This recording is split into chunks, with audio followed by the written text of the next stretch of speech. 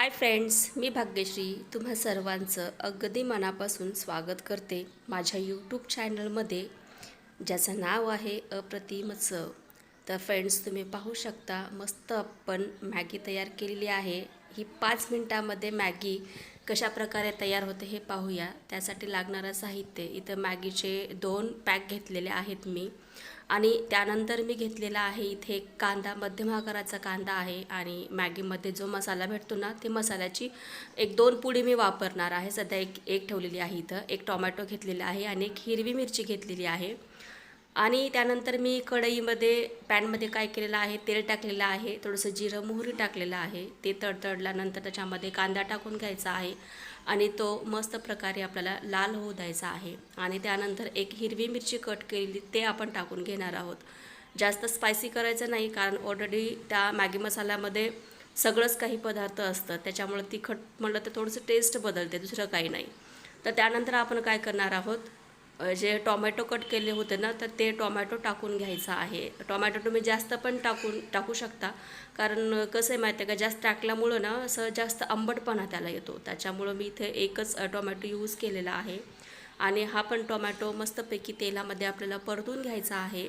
आणि त्याच्यामध्ये काय करायचं आहे माहिती आहे का, टोमॅटो परतल्यानंतर जे आपण मीठ जे आहे ते थोडंसं टाकून घ्यायचं आहे, जेणेकरून मीठ टाकल्यानंतर त्याच्यामध्ये जे आपले टमाटे आहेत आणि जो कांदा आहे तो काय होईल माहिती आहे का, मस्तपैकी वाफला जाईल आणि टोमॅटो सॉफ्ट. तर अशा प्रकारे काय करायचं आहे, टाकल्यानंतर हे मिक्स करून घ्यायचं आहे, तुम्ही पाहू शकता.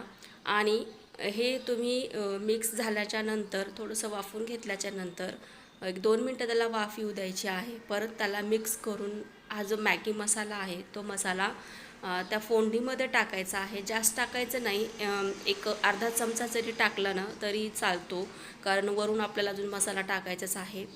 हे मिक्स करून घ्यायचं आहे छानपैकी. आणि मिक्स झाल्यानंतर काय करायचं आहे, त्याच्यामध्ये आपल्याला ज्या प्रमाणामध्ये पाणी लागतं ना, त्या प्रमाणामध्ये पाणी टाकून घ्यायचं आहे. जवळजवळ इथं 1.5 ग्लासच्या जवळजवळ मी इथं पाणी टाकलेलं आहे, तुम्ही पाहू शकता. आणि जो गॅसची फ्लेम होती ते मंद होती, तर ते आपल्याला हाय फ्लेम करून घ्यायची आहे. उकळी आल्यानंतर त्या पाण्याला त्याच्यामध्ये राहिलेली जी पुडी आहे ना, ते ह्याच्यामध्ये टाकून घ्यायचं आहे, जेणेकरून टेस्ट चांगली लागते त्या ठिकाणी.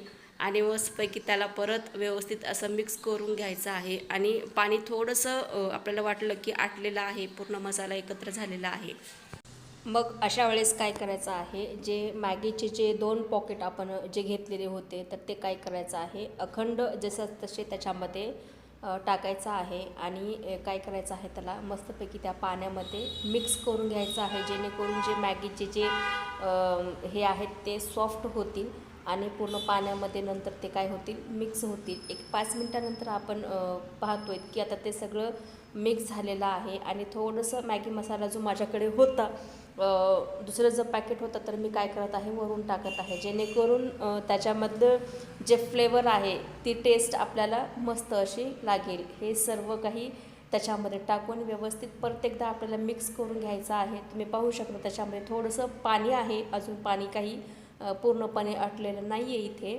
तर ते पाणी काय करायचं आहे माहिती आहे का, आपल्याला आटून घ्यायचं आहे.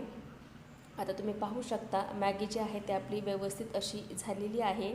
तर आता आपण सर्व करूयात.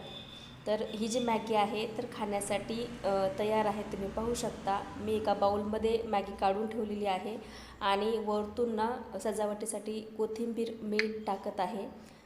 जर आजची रेसिपी तुम्हाला जर आवडली असेल तर नक्कीच माझ्या चॅनलला लाईक करा, शेअर करा आणि सबस्क्राईब करायला विसरू नका. आणि माझा जो व्हिडिओ आहे शेवटपर्यंत पाहिल्याबद्दल तुम्हा सर्वांचेच अगदी मनापासून धन्यवाद. मी ज्या प्रकारे आजची जी रेसिपी तुम्हाला दाखवलेली आहे, तुम्ही अशाच प्रकारे ही मॅगी करू शकता. खाण्यासाठी अगदीच चवीला अप्रतिम अशी मॅगी लागते. धन्यवाद.